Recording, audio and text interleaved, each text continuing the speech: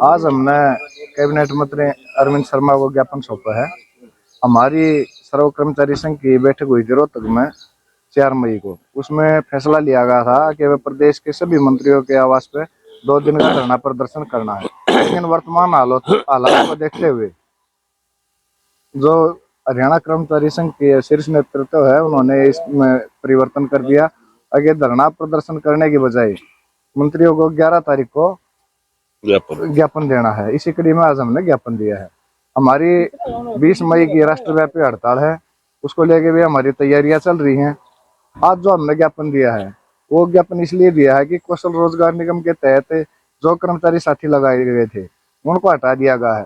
सरकार एक तरफ तो वाहवाही लूट रही है कि हमने 1,20,000 कच्चे कर्मचारियों को जॉब सिक्योरिटी दे दी, उनको पक्का कर दिया, फिर इनको हटाया जा रहा है। और अब भी देखिए हर बार 3-3 महीने की सैंक्शन बढ़ाई जा रही है। जब उनको जॉब सिक्योरिटी दे दी है तो फिर ये 3-3 महीने की सैंक्शन बढ़ाने का क्या मतलब है? सरकार कर्मचारियों के साथ घटिया भद्दा मजाक कर रही है। इसके विरोध में हमने आज ये ज्ञापन दिया है। ये है ना, पूरे प्रदेश के अंदर HKRN के तहत है ना जी भर्तियां की गई थी और अप्रैल में बिना कोई नोटिस दिए हुए बहुत सारे हजारों की संख्या में साथियों को बाहर का रास्ता दिखा दिया सरकार ने। और इसके खिलाफ हमें 11 तारीख को DC के माध्यम से भी ज्ञापन दिया जी। 20 को हमें मुख्यमंत्री 20 अप्रैल को कुरुक्षेत्र में हजारों की संख्या में कर्मचारी पहुंचे अपनी आवाज पहुंचाने के लिए। लेकिन अभी तक भी बहुत सारे साथियों का कोई समाधान नहीं हुआ है। हमारे साथ ये अपने JE साहब हैं, ये भी पंचायती विभाग में लगे हुए थे HKRN के तहत। इनका भी कोई एक्सटेंशन नहीं हुआ।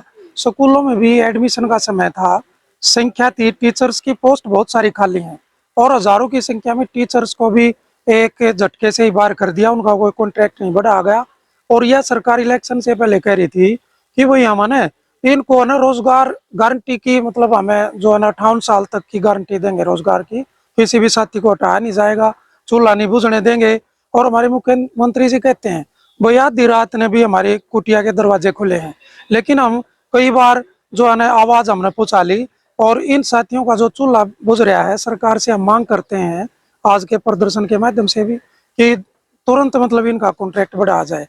आज 11 और 12 तारीख का पूरे प्रदेश में हमारा कार्यक्रम था, कैबिनेट मंत्री के माध्यम से मुख्यमंत्री को ज्ञापन देने का, प्रदर्शन करने का। लेकिन देश में हालात ऐसे हुए, हमने उस मानवता के हिसाब से इसको समझ करके बातचीत करके एक छोटे लेवल पर जो हमारे मेन पदाधिकारी हैं वो आकर के आज कैबिनेट मंत्री के माध्यम से मुख्यमंत्री तक जो है ज्ञापन भेज रहे हैं। और हम मांग करते हैं कि मुख्यमंत्री जी सद्बुद्धि लेकर के और इनके बारे में सकारात्मक कोई मतलब परिणाम निकाल करके इनको जल्दी से जल्दी ज्वाइन करवाएं।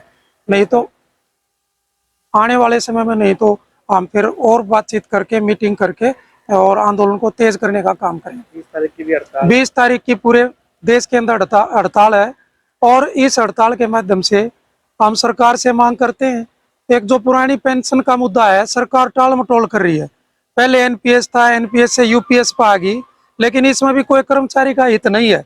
तो हम एक ही मांग करते हैं कि लोकसभा के अंदर जो PFRDA बिल है वो रद्द करके पुरानी पेंशन जो की त्यों बहाल की जाए।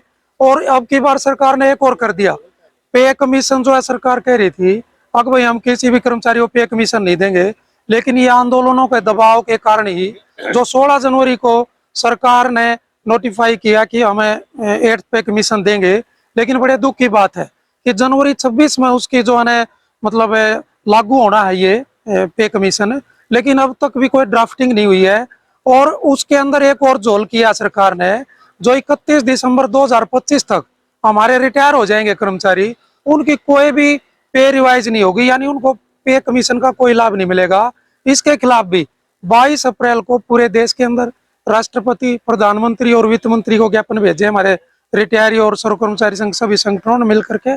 और हम सरकार से मांग करते हैं इस हड़ताल के माध्यम से कि भाई जो महकमों का जो निजीकरण हो रहा है उस पर रोक लग गए, स्थायी भर्ती हो, महकमों में हजारों की संख्या में जो पद खाली है नियमित भर्ती से भरे जाएं। और जो हमारे साथी काम कर रहे हैं जिसको अभी 2 साल का भी समय हो गया उसको रेगुलर किया जाए, पुरानी पेंशन बहाल की जाए। इन मुद्दों को लेकर के हमारी हड़ताल है और हम सब साथी एकजुटता के साथ इस हड़ताल में भाग